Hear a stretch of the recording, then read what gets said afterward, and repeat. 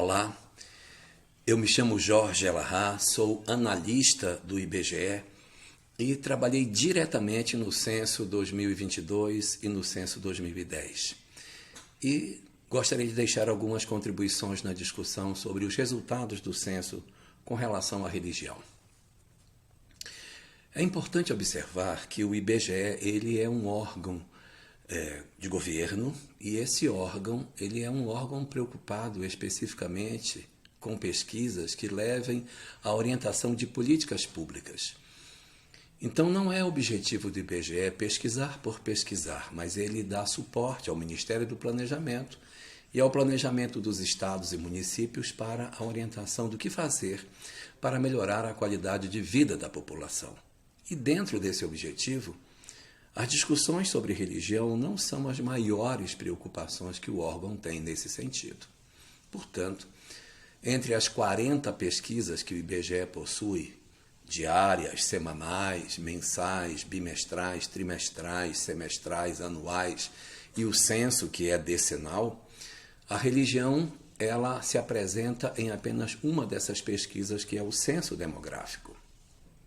E é por esta razão que nós, na verdade, não encontramos outras pesquisas do IBGE trabalhando esta questão. E por ela ser uma questão periférica, o IBGE trata essa questão da religião em um formulário específico dentro do censo demográfico que atende apenas a 11% dos domicílios. É o chamado formulário amostra.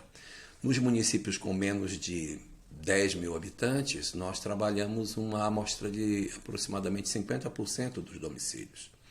À medida que a população cresce, esta amostra se torna cada vez menor. E nós chegamos a um resultado em que, de repente, nas populações acima de 500 mil habitantes, apenas 5% dos domicílios respondem o formulário amostra.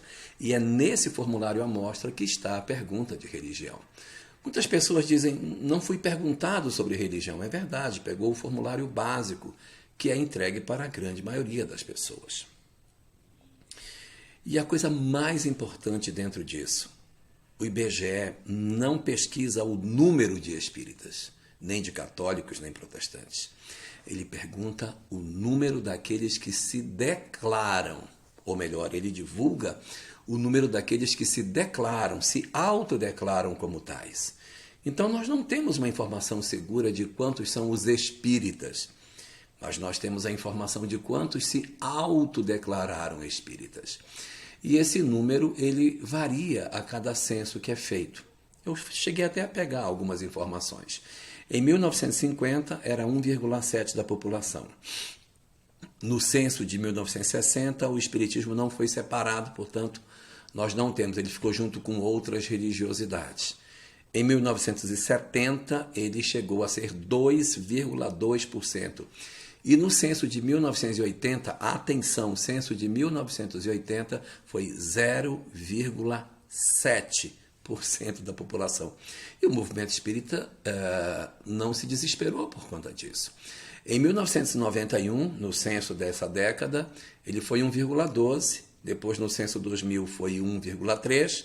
No censo de 2010, foi 2%. E agora, 1,8%. Mais precisamente, 1,84%.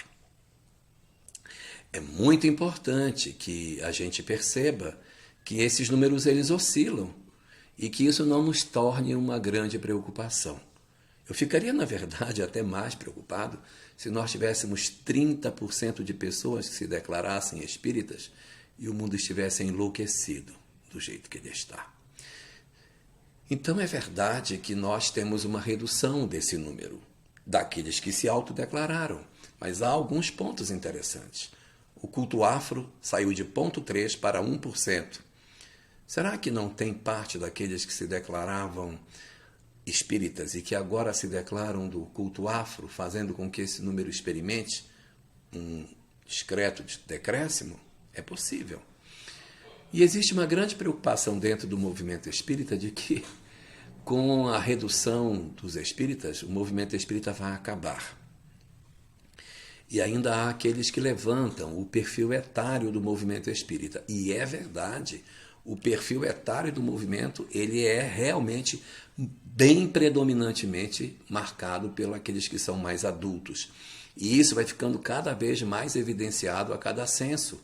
E as pessoas acenam como se de repente isso determinasse o fim do movimento espírita.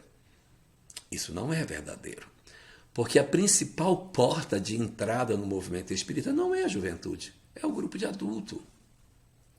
O êxito da campanha do estudo sistematizado, dos grupos de estudo de André Luiz, de Joana de Ângeles, das obras básicas, de Manuel Filomeno e de várias outras sequências de obras, mostram o êxito que nós estamos tendo com o trabalho de adultos.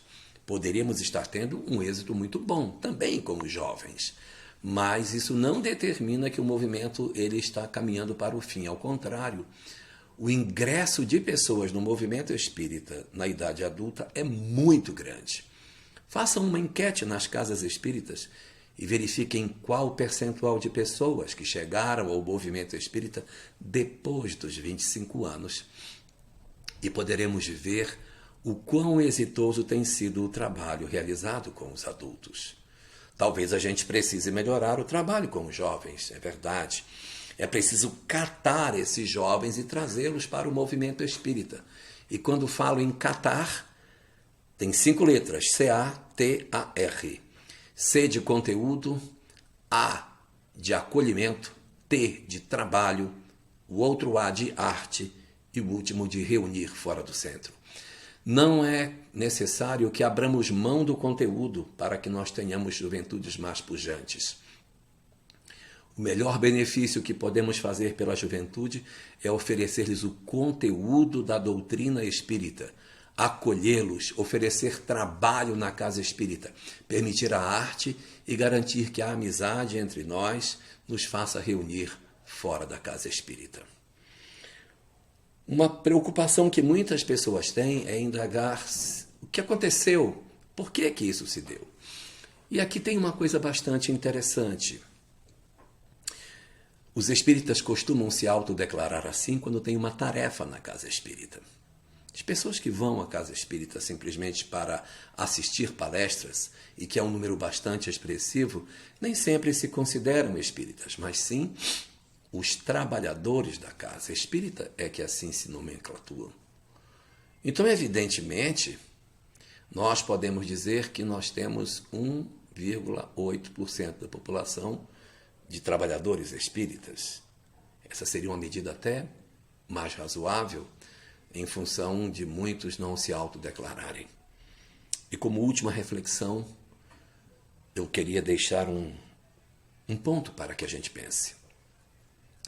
As pessoas podem não se declarar espíritas, mas a quantidade de gente no Brasil que tem compreensão de que existe vida após a morte, de que os espíritos se comunicam e de que a reencarnação é uma lei, é muito maior do que aqueles que se declaram espíritas, nos fazendo perceber o interesse da população por novelas, filmes e demais séries que apresentam esse tipo de temática, nos fazendo perceber que o espiritismo caminha, é verdade, mas as verdades espíritas, essas galopam.